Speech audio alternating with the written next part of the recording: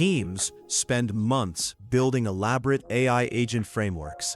Meanwhile, the operators actually shipping things use folders and plain text files. 90 seconds.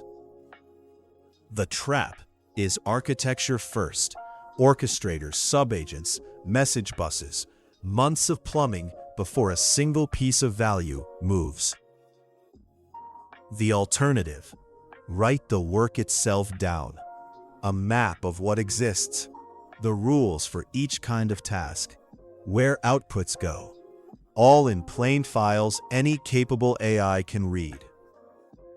Then one capable AI navigates that structure, reads the map, follows the room's rules, does the task, files the result.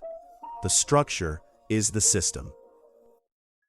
Scaling means adding folders and rules, not rebuilding a framework, and every part of it stays readable by a human. So, before you build the orchestrator, ask the boring question: could a well-organized folder do this?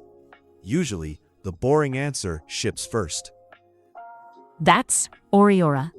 Start simple and go as far as you want.